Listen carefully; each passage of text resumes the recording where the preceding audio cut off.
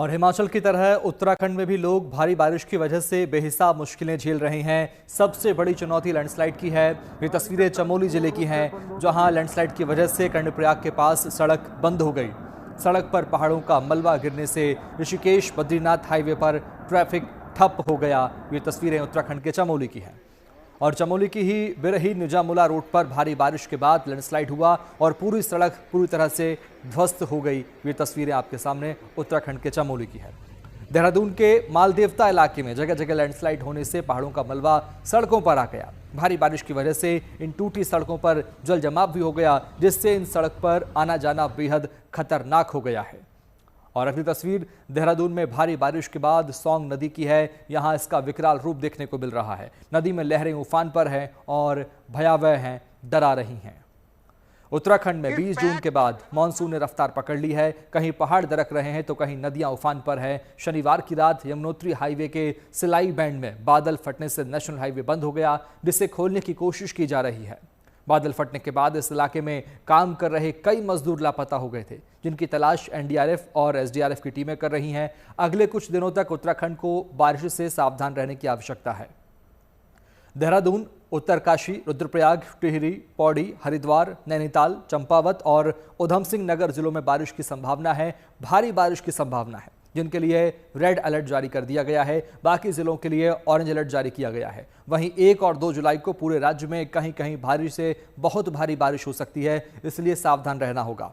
3 जुलाई को बागेश्वर, रुद्रप्रयाग और नैनीताल में फिर से भारी बारिश की संभावना जताई गई है। उत्तराखंड में बीते दिनों से लगातार बारिश जारी है और इस बीच लगातार देखा जा सकता है कि पहाड़ों से कैसे आसमानी आफत बरस रही है। कहीं पहाड़ दरक रहे हैं तो कहीं नदियां उफान पर हैं। इस समय हम देहरादून के मालदेवता क्षेत्र में मौजूद हैं, जहां पर सौंग नदी का विकराल रूप आप देख सकते हैं। किस तरह से सौंग नदी ने पूरे विकराल रूप धारण किया हुआ है और उफान पर बह रही है। सौंग नदी जो है एक मुख्य नदी है देहरादून की और लगातार आगे की ओर बहती हुई जाती है। कई क्षेत्र जो हैं वो इसके किनारे पे बसे हुए हैं, जिसको लेकर जो प्रशासन है, जो एसडीआरएफ है, लगातार वार्निंग दे रही है लोगों को खाली करने के लिए।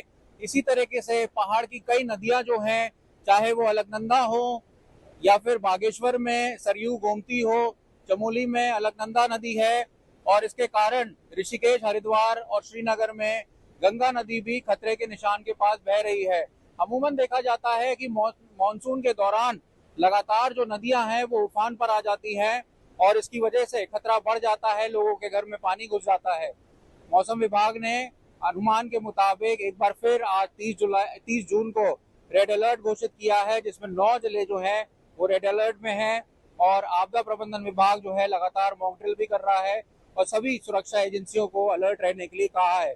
अगले 24 घंटे काफी क्रूशल होने वाले हैं। उसके बाद 1, 2 और 3 जुलाई को भी ऑरेंज अलर्ट घोषित किया है।